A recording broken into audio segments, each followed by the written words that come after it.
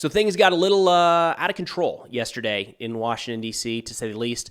What you're looking at here is a group of pro-Palestinian protesters bringing down the American flag outside of Union Station, replacing it with a Palestinian flag, and then once the American flag was on the ground, they burned it. Now, this is one of a handful of pictures and videos coming out of these protests yesterday that we're going to walk through today. And I should note that after this protest kind of dissipated, a group of U.S. lawmakers and Capitol Police returned to the scene and re-raised the American flag atop that flagpole. So what we're going to do today is run through some reporting, both from the Associated Press and Al Jazeera, of these protests to try to give a couple different perspectives of what was taking place there. And then, most importantly, a view from someone on the ground, an opinion piece where he asked the question I think makes a lot of sense. How on earth does this, some of these pictures and videos we're going to see here in a second, actually help the Palestinian people? I think it's a valid question, and he's gotten a lot of pushback simply for asking that. Now, starting with the Associated Press coverage of these events, they say thousands fill Washington streets to protest Israel's war in Gaza during Netanyahu visit. Thousands of protesters against the war in Gaza converged on Washington on Wednesday to condemn Israeli Prime Minister Benjamin Netanyahu's visit, chanting, quote, "Free, free Palestine," as they marched towards the Capitol before police deployed pepper spray on some in the crowd. They say the crowd filled several blocks as they weaved through the streets of the nation's capital, carrying Palestinian flags and signs with messages such as, quote, "Arrest Netanyahu," and, quote, "End all U.S. aid to Israel." Outside Washington's Union Station, protesters removed American flags and hoisted Palestinian ones in their place to massive cheers in the crowd. They said, quote, "Bibi, Bibi, we're not done. The Intifada has just begun," protesters shouted, referring to Netanyahu by his nickname. Quote, "Netanyahu, you can't hide. You're committing genocide," other protesters shouted. They say police used pepper spray after some protesters became violent and failed to obey orders to move back from a police line, adding that 9 people were arrested across Washington, including 4 people on charges of assaulting a police officer outside of Union Station. They wrap up by saying cheers rang out as a fire burned what appeared to be a papier-mâché likeness of Netanyahu. Protesters spray-painted graffiti on a monument to Christopher Columbus, including the words, quote, "Hamas is coming," in large red letters, and, quote, "Free Gaza" was scrawled in green. Now, all of this is around Israeli Prime Minister Netanyahu's visit to Washington, D.C., where yesterday he addressed the joint session of Congress. Today, I believe he's meeting with sitting President Joe Biden. And tomorrow, again, I think this is the schedule, he's planning to meet with former president and current presidential candidate Donald Trump. Now, turning to the coverage of this event from Al Jazeera, and this is Al Jazeera English, I should mention. They say thousands rally in Washington, D.C. to call for an end to Gaza war and rebuke the Israeli prime minister as a war criminal. They say the demonstrators held effigies of a blood-stained Netanyahu, waved Palestinian flags, and chanted "Free Palestine" as the Israeli prime minister spoke. Some of the protesters' anger on Wednesday was directed at the U.S. president. Quote, "Biden, Biden, you can't hide. We charge you with genocide," they chanted. Kareem, a Palestinian-American protester who wished to be identified by his first name only, said he would not support Harris for the presidency after she served as Biden's vice president.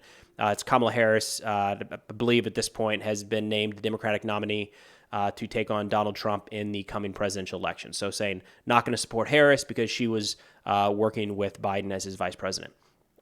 Jenny Bennett, who traveled from Dayton, Ohio to join the demonstration, also admonished Netanyahu, saying, quote, "He is Hitler number 2. This is not okay. We are all equal. This is a genocide. It has to end now." Now, turning to what I think is probably the most important media that I saw coming out of all of this yesterday, and we're going to run through some of the pictures and videos emerging from the scene because it was pretty controversial. You just outright support at times of Hamas, a designated terrorist organization. And, you know, I pushed back on that a little bit on X and caught the scourge of a large crowd saying, no, Hamas is actually okay. They're freedom fighters. We love the resistance, all of that, rather than any pushback on maybe, you know, advocating for more violence is not necessarily the best path forward for the Palestinian people. Either way, a gentleman that I respect was on the ground and wrote a long post talking about what he saw and his thoughts on it. Ahmed Faoud Al-Khatib was there, and he said, quote, "I truly struggle to understand how some of the pro-Palestine protesters come up with the most vile, hateful, despicable, and awful messages and actions to demonstrate in support of Gaza or the Palestinian cause.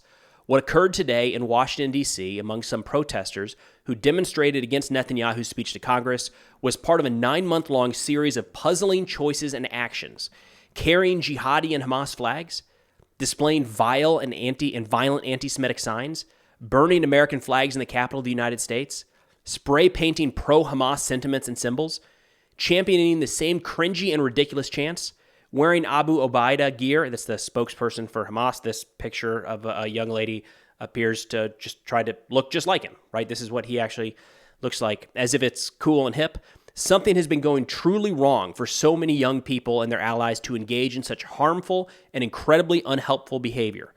Putting aside moral, ethical considerations for a second, these actions are so immensely, horribly damaging and detrimental to the Palestinian cause.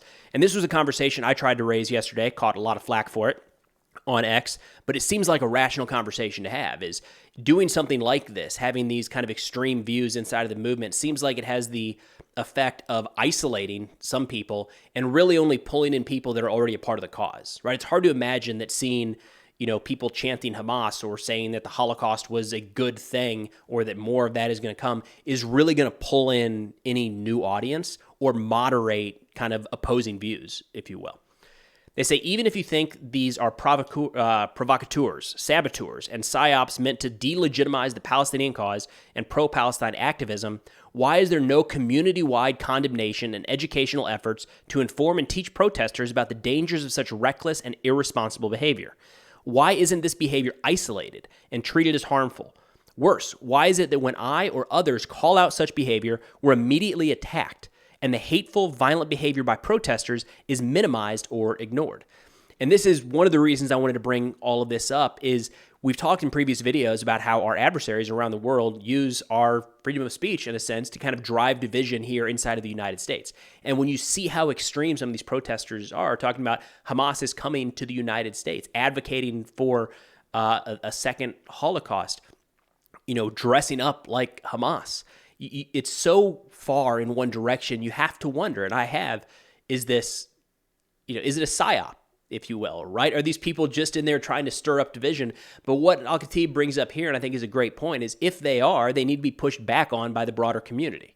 And this is, again, outside of any cause or purpose or reason for a protest. So entirely remove this away from the ongoing war in Gaza. Anytime there are extreme views inside of a movement, they threaten the legitimacy of the entire movement. That's not unique here. It's just, it seems like common sense that inside of this movement, they would want to delegitimize those extreme actors, the ones chanting for more violence, the ones chanting for to genocide the Israeli people. But as Al-Khatib brings up, we're not seeing a lot of that. Instead, it's a lot of defense. Again, to go back to a post on X yesterday, it was a lot of people defending this, saying this is actually the right way forward. Hamas are the ones that we should be supporting. He says, quote, I was standing with a group of Jewish Israeli protesters who were literally praying for a ceasefire in Gaza and an end to the war with a hostage deal when hordes of pro-Palestine activists walked by, heckled, harassed these people. Instead of aligning with the hostage families who could be critical partners in creating pressure to end the war, there is a stubborn, ignorant, stupid, moronic, immature, hateful, arrogant, unsophisticated, and vile insistence on these childish actions which are ineffective and damaging. If you couldn't tell, I feel like Ahmed's getting a little fired up there, understandably so. He's been someone advocating for peaceful solutions to the end of this war. And if I'm in his shoes, I'm seeing the same frustrations of advocating violence when he's advocating peace is probably not going to do anything to end the war. If anything, it's probably going to harden stances on the two sides.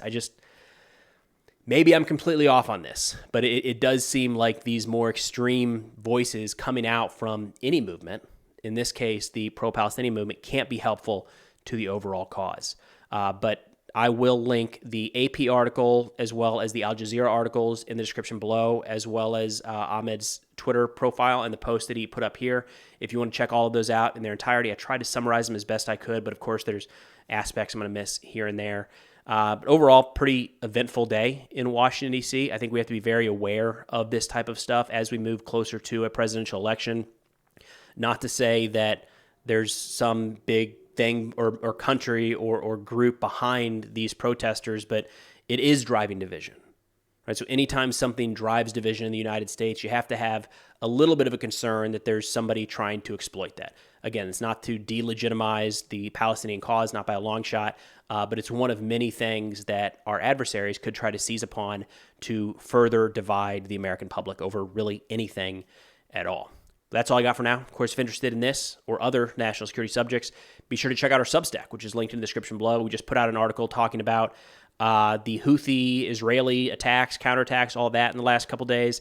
We often talk about Russia, Ukraine, counterterrorism, things all across the Middle East. China, I think it's pretty interesting. Of course, if you want to take a look, it's in the description below.